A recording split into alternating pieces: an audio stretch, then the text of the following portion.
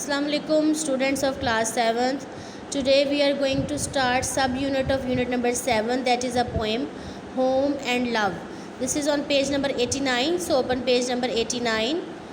Home, घर and और love, मोहब्बत. घर और मोहब्बत. तो बच्चों, first of all we will see words to know. So first word is divine. क्या word है पहला? Divine.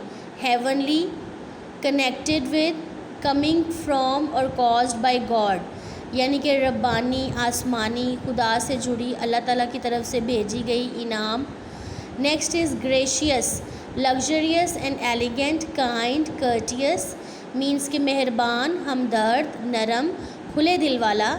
Next is hand and glove, in close cooperation, means के चोली दामन का साथ, एक चीज़ के बगैर जब दूसरी चीज़ नामुकम्मल हो, दैट इज़ चोली दामन का साथ.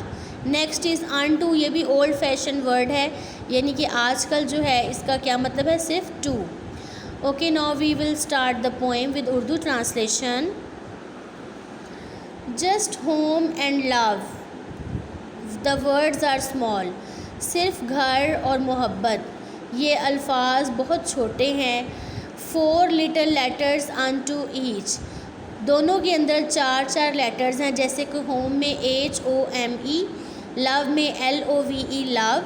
ये 4 छोटे छोटे जो अल्फाज हैं, हर एक में या दोनों में 4 जो हैं वो हरूफ हैं. And yet you will not find in all, और फिर भी आपको ये सारे के सारे हर किसी में नहीं मिलेंगे.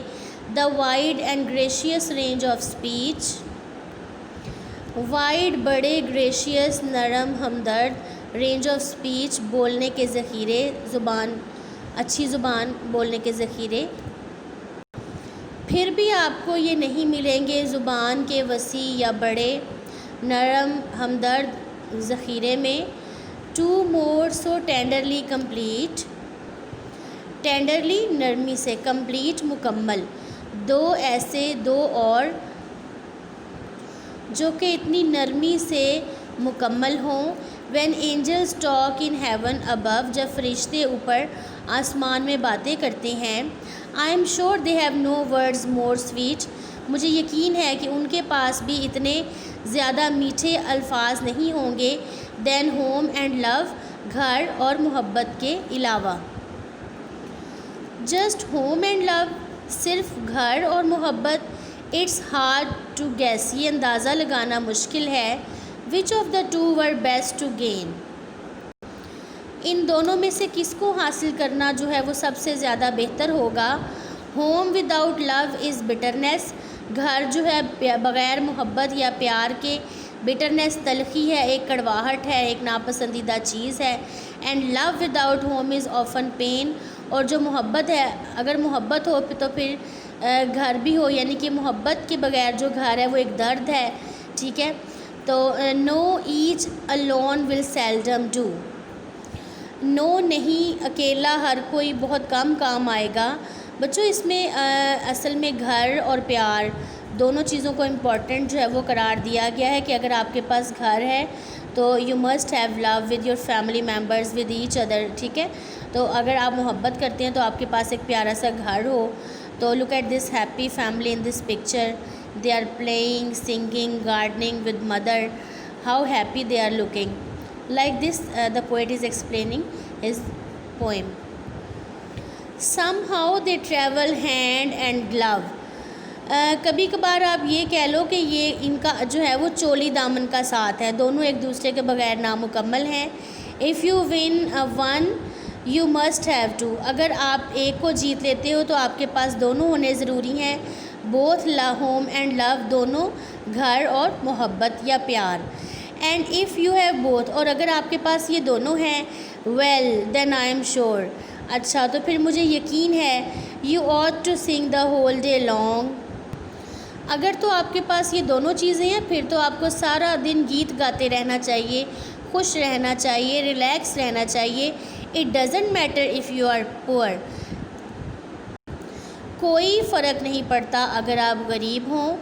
With these to make divine your song, आपका जो गीत है, आपकी जो नज़्म है वो ये जो है होम और लव, ये दोनों मिलकर जो हैं एक आसमानी ताकत बना देंगे, एक डिवाइन बना देंगे। एंड सो आई प्रेसफुली रिपीट, प्रेसफुली तारीफ़ करते हुए, और बस मैं तारीफ़ करते हुए रिपीट दोहराता हूँ। When angels talk in heaven above, जब फरिश्ते बात करते हैं ऊपर जन्नत में, there are no words more simply sweet, उनके पास भी कोई ज़्यादा लफ्ज़ नहीं होते इतने ज़्यादा मीठे प्यारे, देन होम एंड लव, मोहब्बत और घर से ज़्यादा। ठीक है। So this poem is written by Robert William Service. Now students, we will see words, meaning and summary of this poem. Read the poem carefully with your rhyme scheme. First of all, these are some difficult words like divine, Rabbani, आसमानी, आसमान से उतरी हुई। Next is hand and glove, लाजिम व मलजूम, चोली दामन का साथ, यानी कि एक दूसरे के बगैर जो है वो होम, जैसे कि तशबीह दी, होम एंड लव एक दूसरे के बगैर जो है वो नामुकम्मल हैं। तो बिटरनेस, तलखी, कड़वाहट, ठीक है, कड़वापन। एंजल्स, फरिश्ते। नेक्स्ट इज़ ग्रेशियस, मेहरबान, हमदर्द, नरम दिल। नेक्स्ट इज़ पेन, दर्द। प्रेसफुली, तारीफ़ बयान करते हुए, तारीफ़ बयान करना, किसी को सराहना। नेक्स्ट इज़ सेल्डम, कभी कभार। Students, now come to summary of this poem. This beautiful poem is written by Robert William Service. In this poem he talks about the significance of home and love. ये खूबसूरत सी जो नज़म है ये Robert William service ने लिखी है। इस पोएम में वो किसके बारे में ज़्यादा बात कर रहा है, किस पर ज़्यादा ज़ोर दे रहा है? घर और मोहब्बत पर। The poet says home and love are so inseparable, ये यानी कि शायर कहता है कि ये प्यार, मोहब्बत और घर जो हैं ये एक दूसरे से जुदा नहीं हो सकते। That it is hard to decide which of the two is best, के ये फ़ैसला करना भी मुश्किल है कि इन दोनों में से कौन ज़्यादा बेहतर है। Each alone is never enough, यानी कि दोनों में से अगर एक को आप चुनोगे तो वो काफ़ी ना होगा। Love without home is bitterness, यानी कि प्यार जो है घर के बग़ैर वो एक तलखी है, एक कड़वाहट है। And home without love is pain, और जो घर जो है वो बग़ैर प्यार और मोहब्बत के एक दर्द है, एक तकलीफ़ है।